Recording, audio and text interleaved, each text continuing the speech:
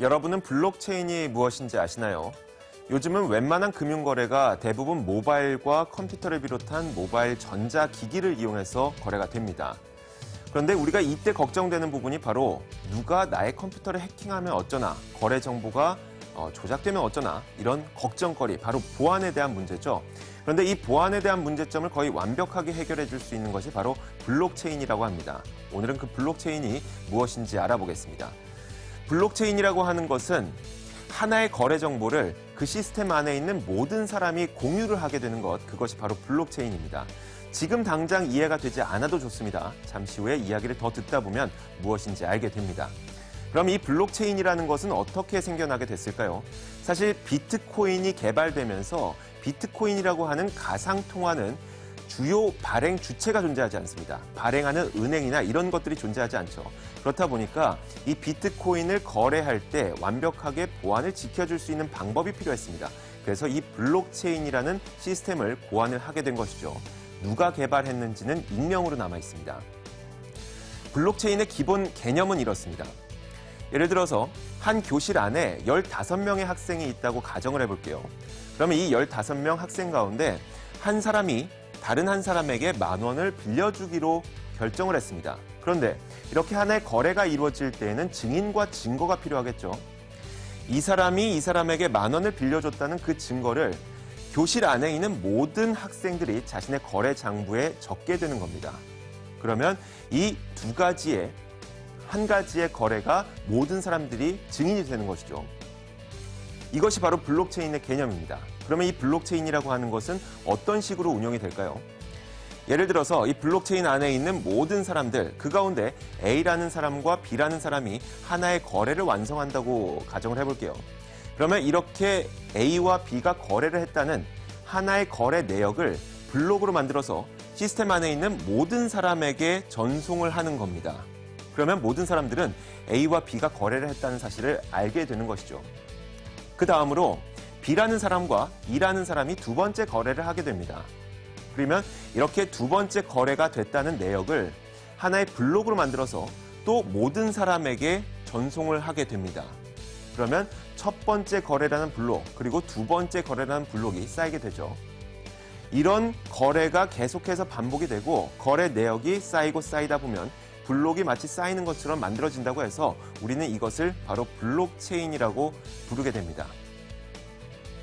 자, 이 블록체인에 대해서 조금 더 알아보도록 하죠. 현재 금융 시스템과 블록체인의 차이점이 무엇인지 알아보겠습니다.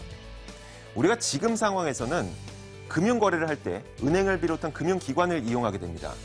A라는 사람이 B라는 사람에게 돈을 보낼 때에도 금융기관을 이용하게 되고요. C라는 사람과 D라는 사람이 하나의 거래를 할 때에도 하나의 금융기관을 이용하게 됩니다.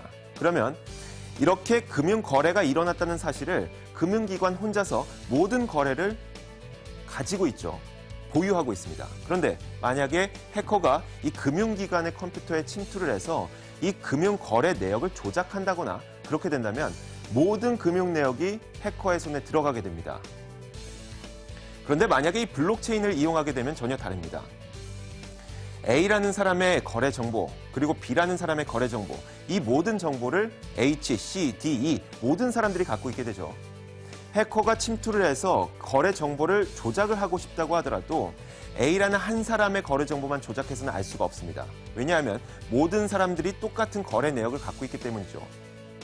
만약에 해커가 이 시스템에 침투해서 거래 내역을 조작하고자 한다면 모든 사람들의 컴퓨터에 침투를 해야 됩니다.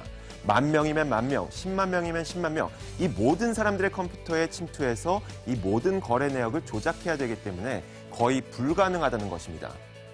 여기에서 블록체인의 특징이 나오게 되는데요.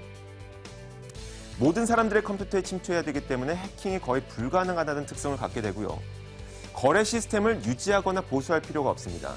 지금까지는 한 은행이 거래 내역을 모두 보관하고 있었기 때문에 그 거래 내역을 보관할 수 있는 설비가 필요했고요. 그것을 유지하고 보수할 수 있는 비용이 필요했습니다. 그리고 거래 내역을 저장해야 되는 비용도 필요했죠. 이런 비용까지 사라지다 보니까 금융 소비자들의 비용도 줄어들게 됩니다. 그리고 조금 전 이야기를 했던 것처럼 한 사람의 거래 내역이 틀리다고 하더라도 다른 사람들이 모두 증거 자료를 갖고 있기 때문에 한 사람의 거래 내역이 틀렸다는 것을 확보를 할 수가 있게 됩니다. 별도의 검증 기구도 없이 거래 내역의 이 신뢰성을 보장할 수가 있는 것이죠. 그리고 이 블록체인이라는 것은 상품을 거래할 때, 우리가 물건을 사고 팔 때 그때에도 유용하게 활용이 될 수가 있습니다. 예를 들어서 A라는 구매자가 있고 B라는 판매자가 있다고 가정을 했을 때 A라는 구매자가 돈을 B라는 판매자에게 바로 보내는 것이 아닙니다. 블록체인 네트워크라는 허공에 돈을 놓게 되는 것이죠. 그리고 B라는 판매자가 A라는 구매자에게 제품을 전송을 완료했을 때 그때 이 승인을 하게 되면 바로 이 돈을 B라는 판매자에게 보내는 것이죠. 물론 블록체인의 단점도 있습니다. 블록체인이라고 하는 것은 모든 사람들이 승인을 해야 됩니다. 그렇다 보니까 승인 시간이 길어질 가능성이 있고요. 이렇게 승인 시간이 길어지면 길어질수록 거래도 지연될 수가 있습니다. 우리나라에서 블록체인을 활용하기 위해서는 국내법을 개정할 필요성도 있죠. 하지만 이런 여러 가지 장애물이 있음에도 불구하고 우리나라에서뿐만 아니라 전 세계적으로 블록체인의 장점을 활용할 방안을 고민하고 있습니다. 작년 9월에는 골드만삭스와 BOJ 그리고 JP모건 등 9개 글로벌 투자은행들이 공동으로 블록체인을 개발하는 것을 추진하고 있고요.